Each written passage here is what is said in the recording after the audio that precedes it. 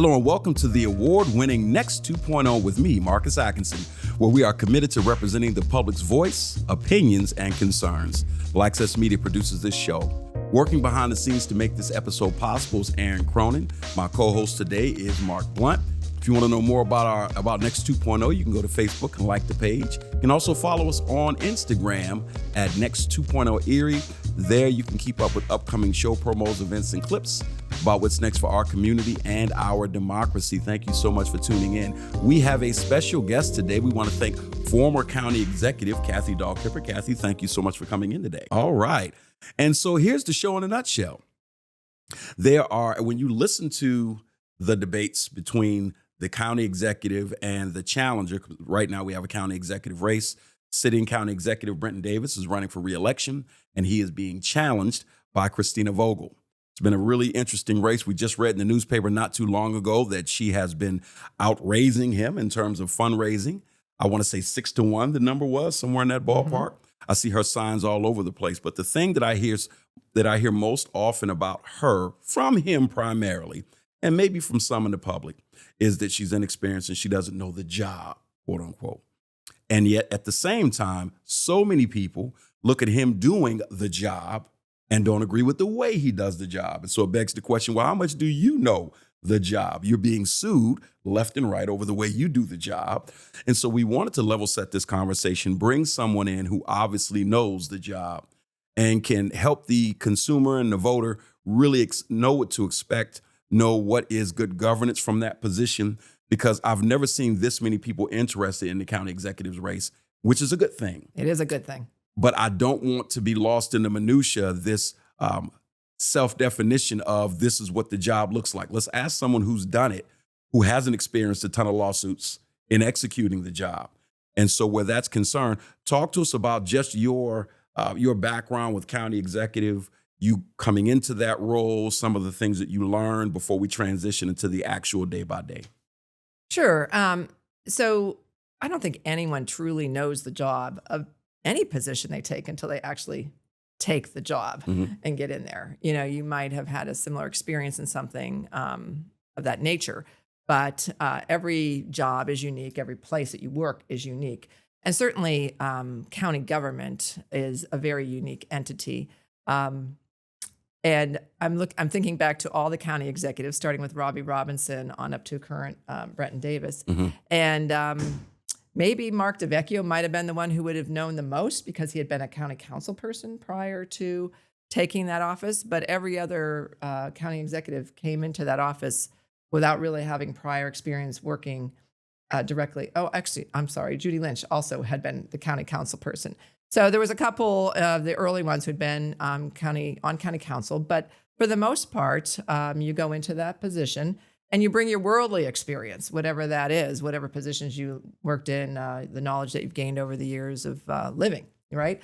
And that's what you bring to the job, and you learn it on the job. And so that was the same with Brenton Davis 4 years ago.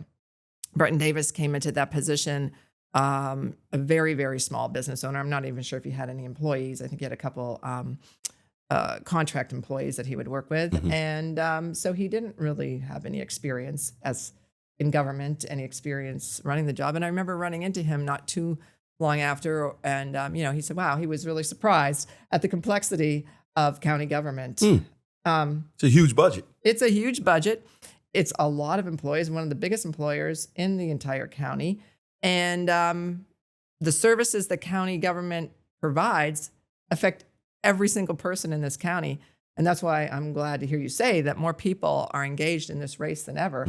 I was actually on the doors knocking yesterday and talking about this with someone. I said, county government affects your life more every day than federal does, than state does, and it probably even than your municipal government, whether it be the city or one of the townships.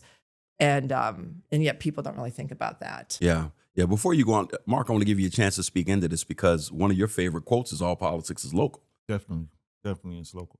And I think what it is in this race, just in my opinion, I think still most citizens don't understand county government.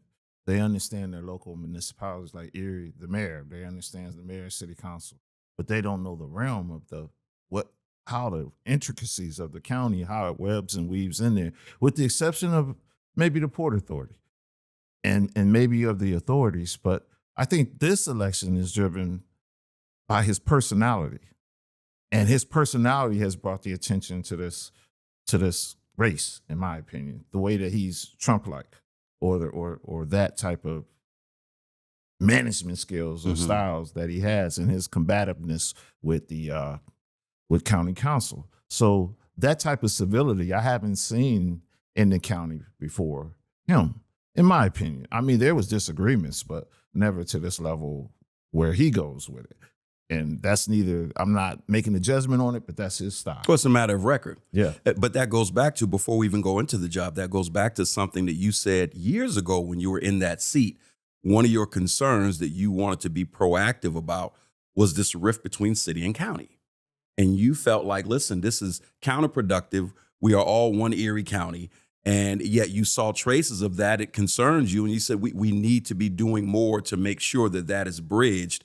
And the complete opposite has happened over the last few years, to your point, because it is a very contentious environment. It does mirror the federal environment, what comes out of Washington.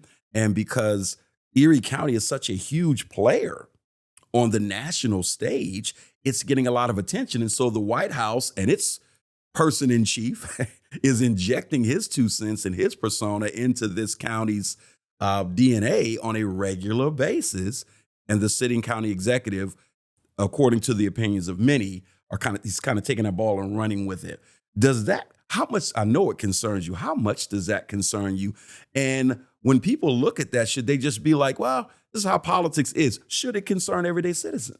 I think it should concern every single person. I think whether it's on the local, national, state level, most people just want government to work for them. Mm-hmm. That's what they want. They don't want all this drama. They don't want all this chaos.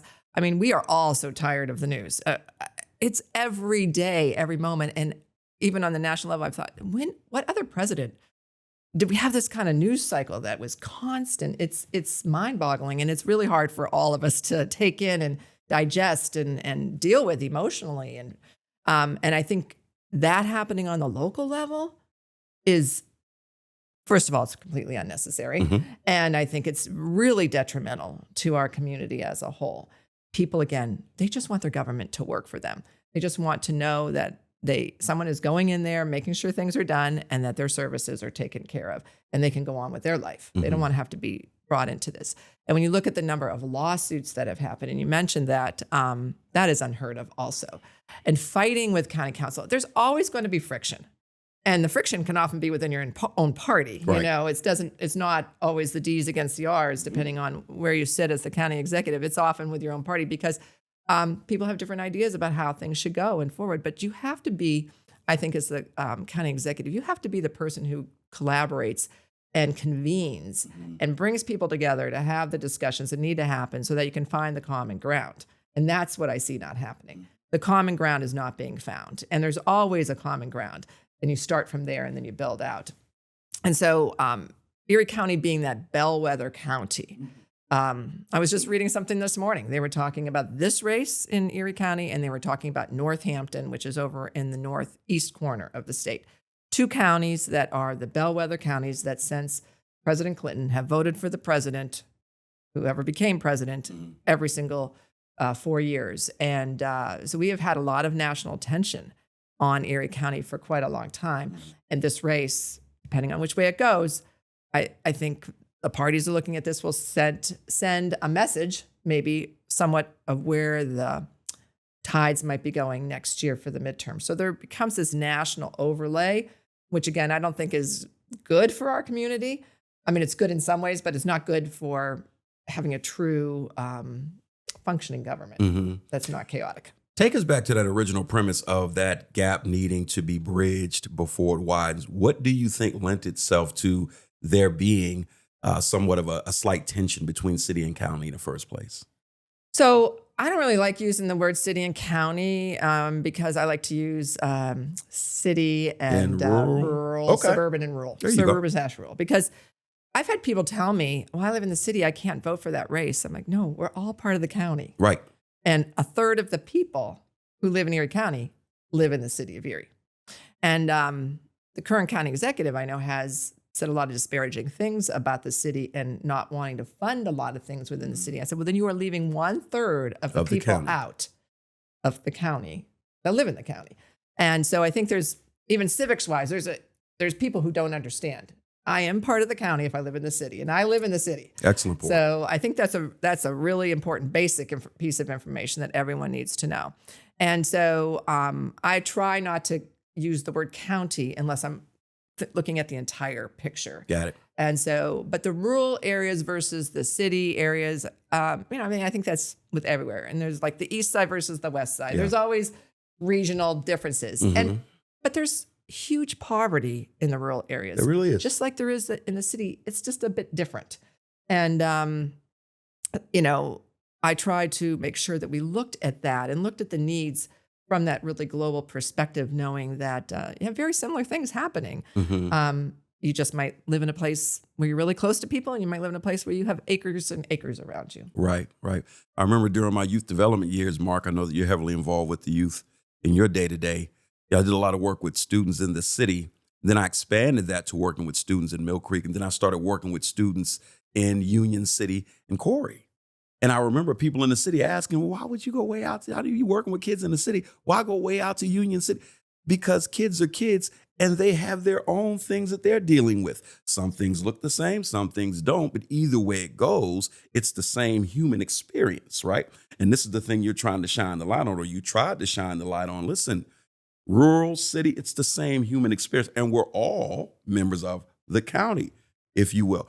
Marc, when you think about this race, because I know that Christina Vogel, who we'll talk about shortly, did a kind of a town hall at the Booker T. Washington Center, and she's really been very visible.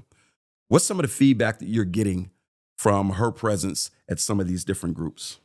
I think people appreciate her presence or her being an activist as far as she's been there. She hasn't just arrived here during the election.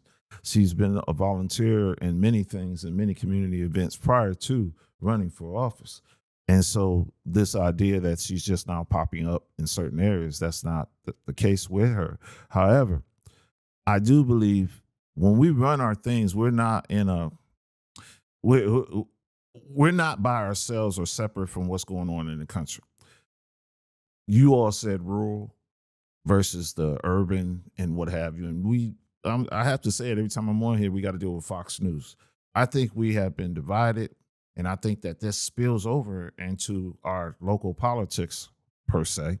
And it's a us versus them, not just, I don't think the rural areas sometimes, working in the rural area, say I used to work at SCI Albion, and I used to hear how they would speak on Erie, and is as if it was like a foreign land or a problem, dangerous or what have you. Their idea Erie, and I'm like, this is the place I live in, and they're speaking on it. However, I don't think they see their connection economically, the health of Erie to themselves. Where when I first came to Albion and worked there, I don't think they understand that if the city of Erie wasn't here, that it wouldn't have been Bob Plain or what have you bringing that prison as an economic development thing there, which changed their cities, which changed their municipalities as far as fire departments, which changed a lot of things out there. And they don't see it as a connection.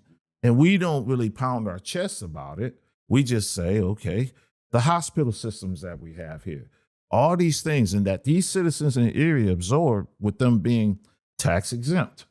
We live here. And those, we don't kind of like, we have to pay the price for some of the things that they enjoy.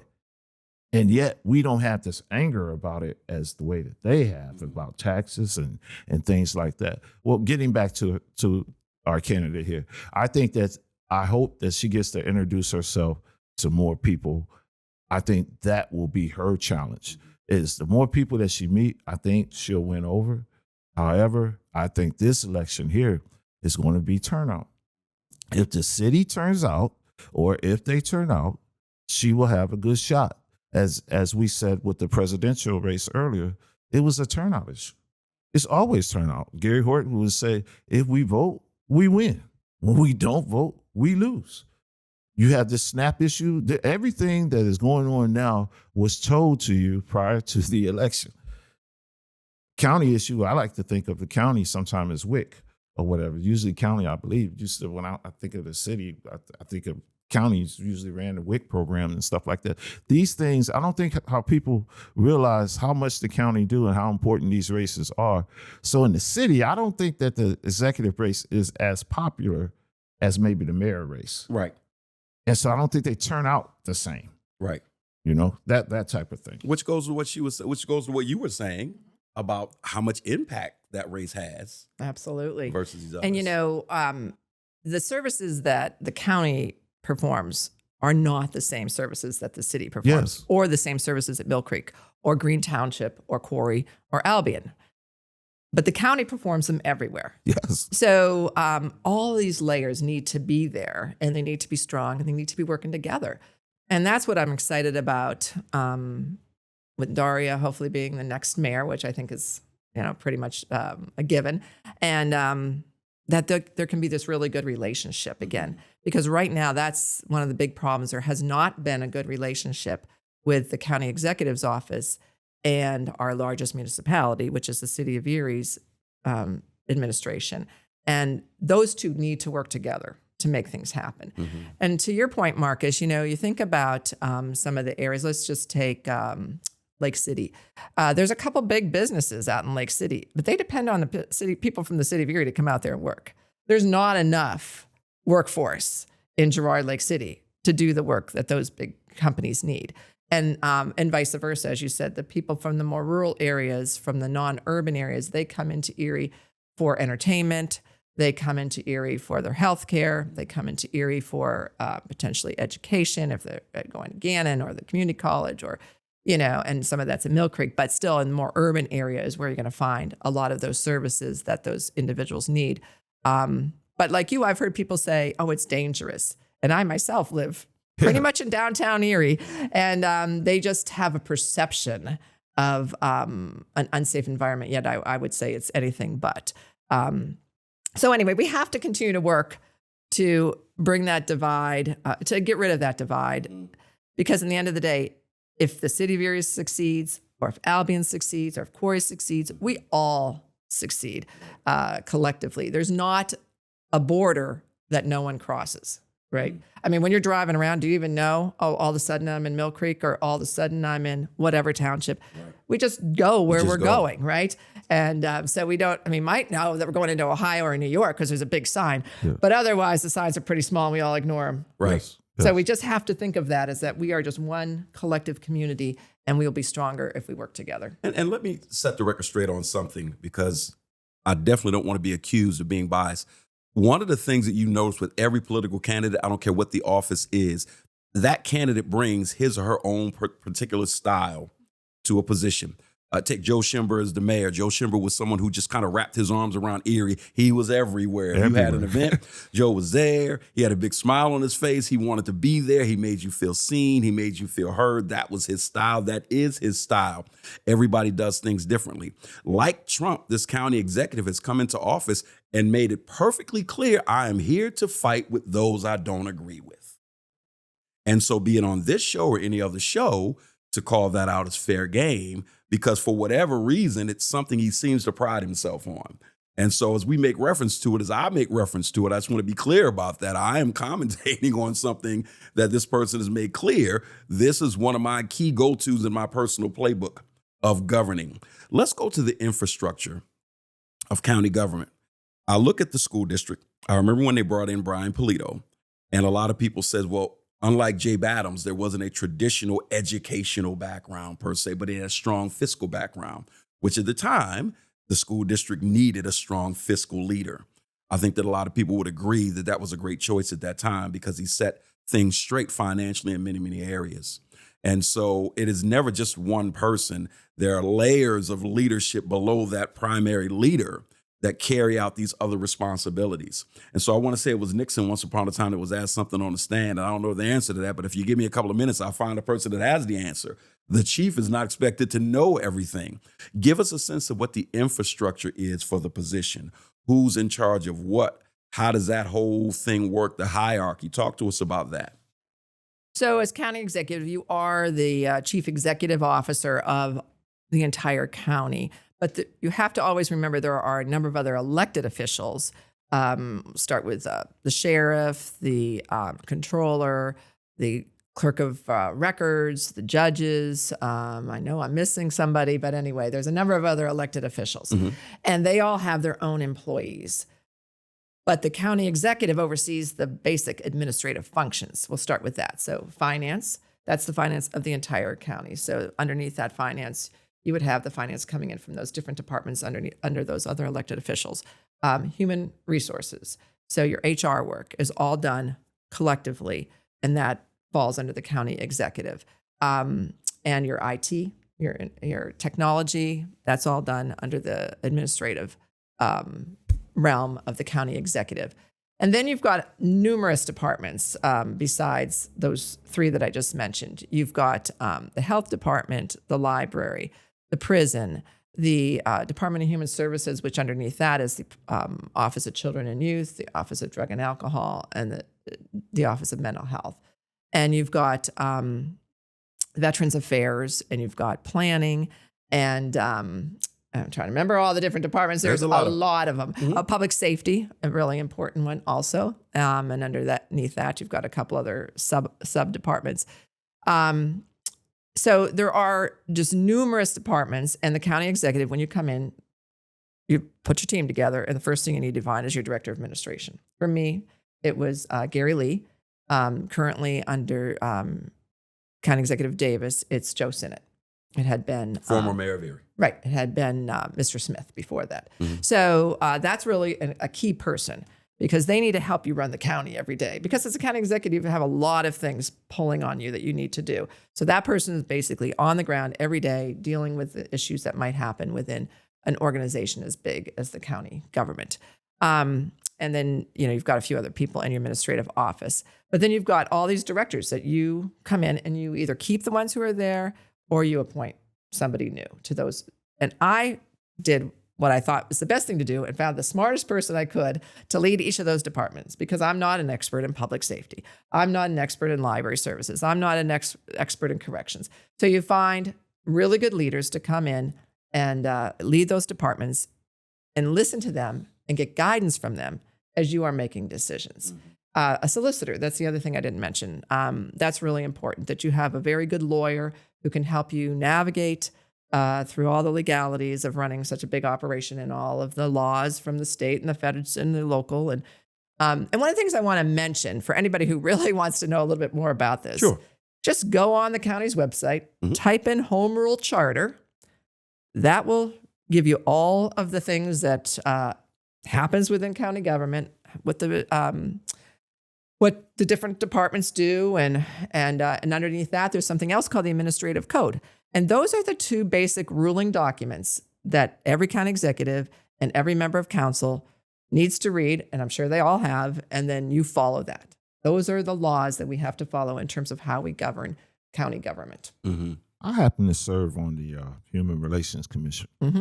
And one of the things that is kind of like a pet peeve of mine would be when we ask people to serve on these type of commissions, in my opinion, to function, they should remain autonomous, like the Port Authority, AGRA, Human Relations, not bullied, keep the politics out of it.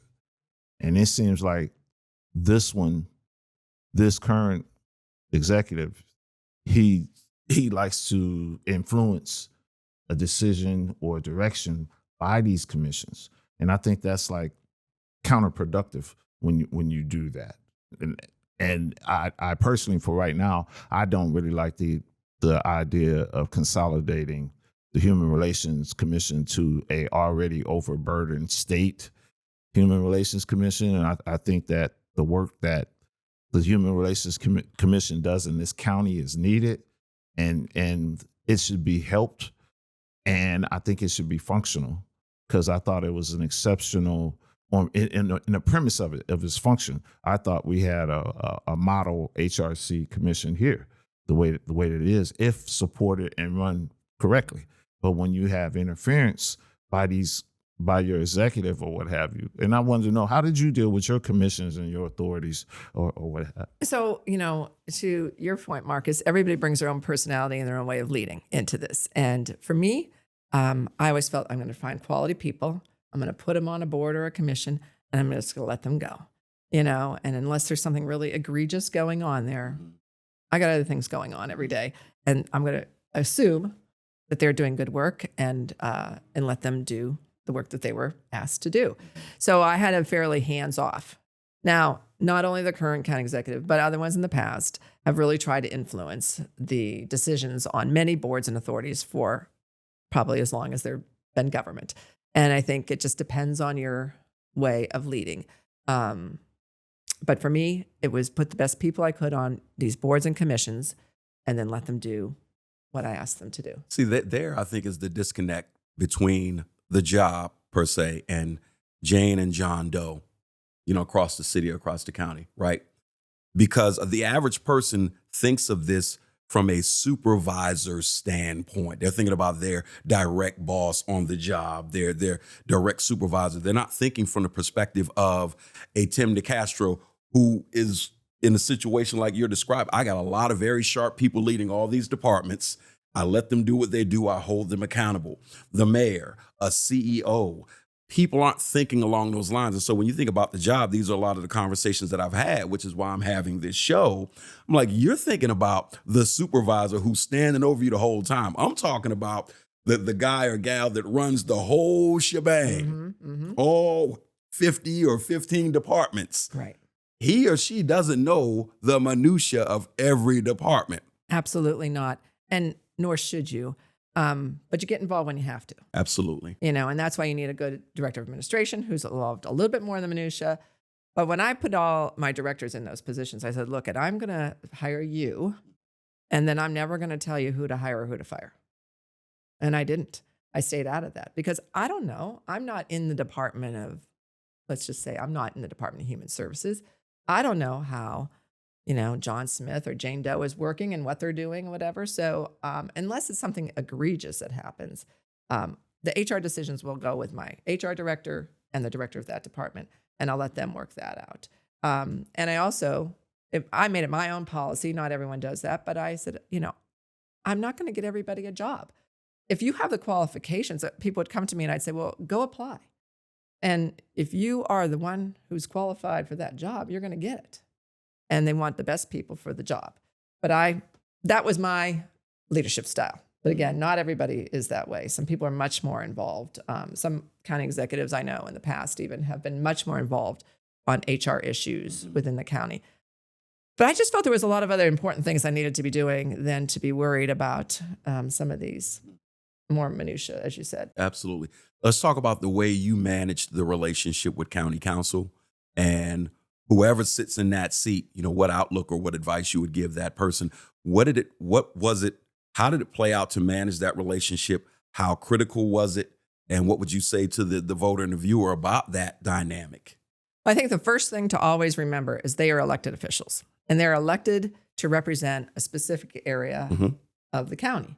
So there's 7 districts, and they have to think about their constituents. And I kind of go back to my time as a congresswoman.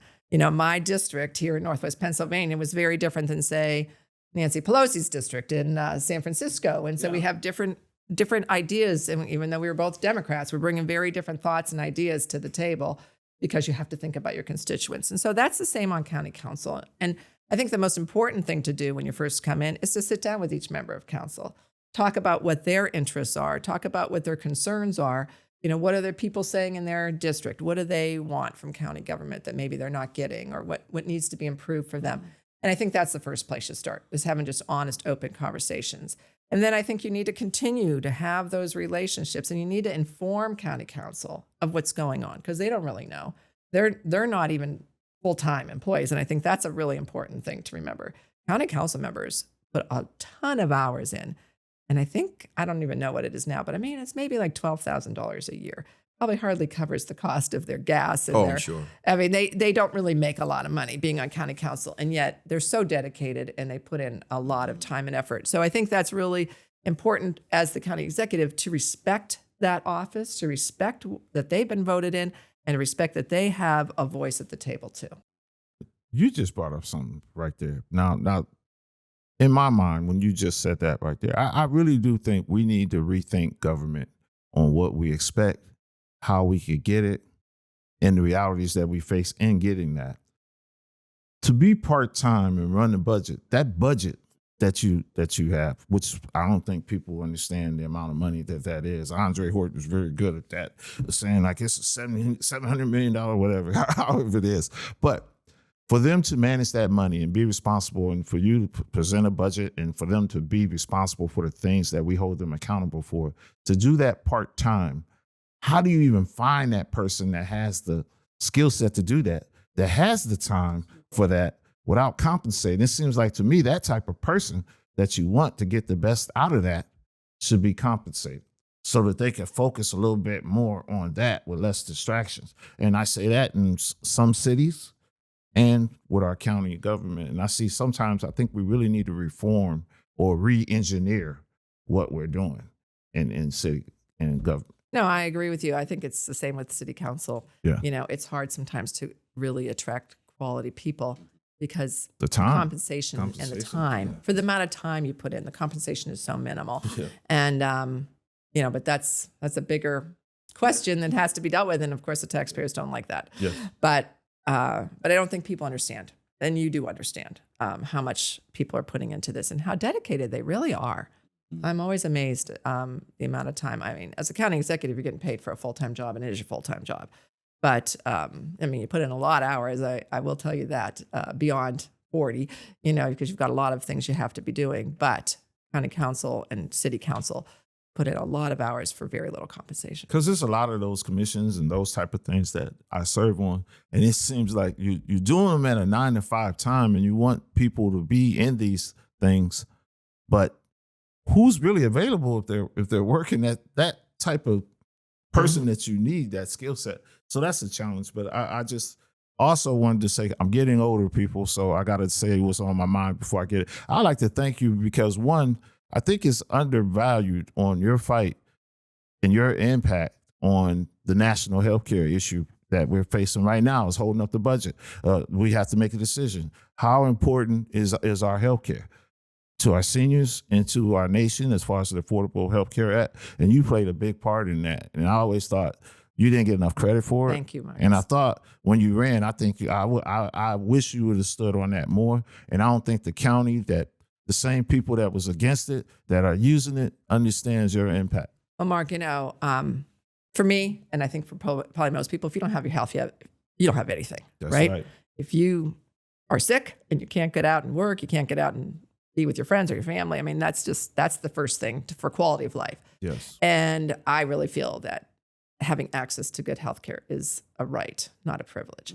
Yes. And so when we passed the Affordable Care Act, and yes, I was very, very involved in the final passage of that and kind of intimately involved in. And I often wonder if I hadn't been there, would it have even passed? And the other piece that I'm really proud of is I had authored the amendment that allows kids to stay on their parents' health insurance to 26, which allows kids to kind of, maybe they don't want to go to college right away, and allows them to pursue something else until they decide if college is for them or not. It allows somebody to be an entrepreneur. You know, you can't do that, but you can't do that once you're past 26 because you can't get health care, right? Yes. So there's just so many economic factors around this whole thing around healthcare. I mean, our country is one of the few countries in the world that actually had businesses pay for your healthcare. And to me, that's just economically a bad way to go. So I look at that from a very macro view, but I think the consequences of what's happening right now are going to be devastating, and we haven't even begun to see it. I was actually at the grocery store a little earlier, and a woman that works there told me that there was someone who came in and she had her whole basket full, and she gave them her WIC card, and they said, "You have no more money on there." And she just walked out with her whole grocery cart just sitting there. I mean, that's just the beginning of what we're going to see in terms of food insecurity.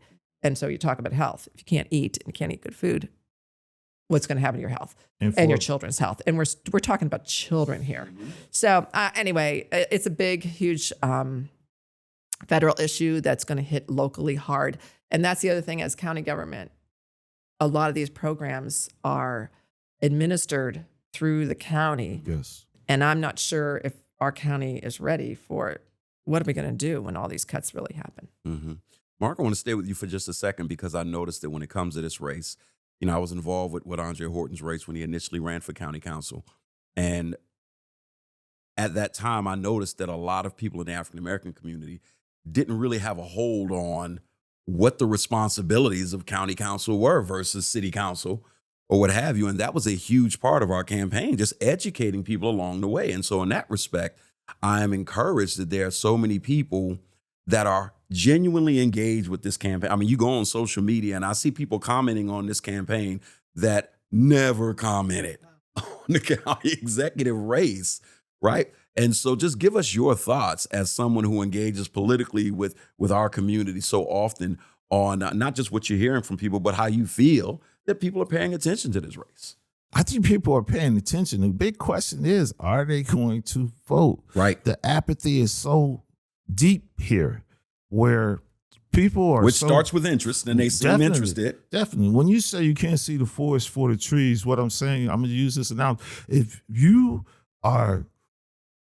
have all these economic problems, financial at home, you have healthcare issues, you have whatever, and you feel like I don't matter, and they're not listening, they're not what have you, and there's nothing that's inspiring you to go to the polls, I think that is part of it. We have to do a better job of inspiring our citizens and educating them that, no, you are part of this. This is your government. Yeah. This is not their government. This is our government. And they're not just politics or politicians. They are public servants. And that part of public service has been forgotten, and we get into personalities and we get into whatever, but at the end of the day, You forget that it's ours. it's ours, and there are real human lives being affected by what we do and what we decide, and by what we don't do in voting. Yeah. We started off by one of the things that I said early on, we talked about the campaign financing and the fundraising. And one of the things that you notice with Christina Vogel is a lot of these small donors, right? To your point, Marc, it underscores the point that all of these voices, large and small, are really not small. All of these voices matter, and they're cumulative, and they add up. And the next thing you know, 6-1 margin. Not from, I'm going to give you $50,000, I'm going to give you $10,000. I got $20, I got $50, right? Absolutely. Absolutely. I just want to say something to your point, Marc. People forget what people did to give us the right to vote. And I can say this as a woman, and you can say this as a Black man. That's right. People gave their lives so that we could vote and that we could run for office. That's right. And we forget about that, and then we don't show up. And people say it doesn't matter. I'm like, there are races. Even when I won my reelection as county executive, we were trying to push for the community college, and it was getting a lot of backlash, particularly in the more rural areas. And I only won by a little over 300 votes. And that was pretty tight that night. And those votes all count. And even in the mayor's race this year, it was only, I think, 400 and some votes. That's not a lot of margin. At all. And so people's votes do matter. They matter a lot. And I've been saying to people recently, I said, we can't do much about what's going on the federal level right now. If you like it or don't like it, it's happening. And but we can do something locally. We can make a difference locally and get our lives back to less chaotic locally. Yeah. And but it's going to take people to get out to vote. And so I hope people are hearing this. That's my first question when I knock on the doors. Are you going to go out? Are you going to go on the vote? 4th of November? Even if it rains. Are you coming out? It's going to be sunny, I saw. So that is a perfect day for getting out. No excuses. There you go. But I do think people forget about the struggles that have happened. I'm actually reading Doris Kearns Goodwin book. What's it called? A Lost Love Story or something like that. It's about the 60s. And it's a fascinating book. And right now I'm reading about President Johnson and what was going on down in Selma and what was going on with the governor of Alabama. And you forget about those struggles and how, a guy with a PhD tried to get his voter registration. They told him he couldn't read well enough. Those are real stories that people have forgotten about. And I think if we could all just maybe take a step back and think about those people who went before us, maybe that would get us out to vote if we aren't thinking about doing it. And Marc, you brought up one of the best examples locally. I know that for a lot of people, especially from our community, they have a profound appreciation for Andre Horton's service, right? As a county council, as a member of county council. And if you do, let us not forget that initial race against Lisa Austin, that margin was so narrow that she called for a recount, rightfully so, because it was a razor-thin margin, Absolutely. which underscores the importance of every single vote cast for Andre that first time around absolutely mattered because he just barely got in there. And as you look back at it, it was one of the better decisions for our community, especially. Andre was the first person of color, and now we're not going to have a person of color on county council. And I think that's a really important thing to think about. And I guess to all your viewers and listeners out there, I always say, think about running for office. Right. Think about running for office. Call me up. I'll talk to you about it, and call Andre up, whether it's city, whether it's Mill Creek, whether it's, the countywide. We need all people at the table. Whether it be man or woman or person of color, white and young and old. That's and right. That's how we're going to make a better community. Because I think about things differently than you think about things. I bring different things to the table than you bring to the table. And that's how we collectively make it better for all.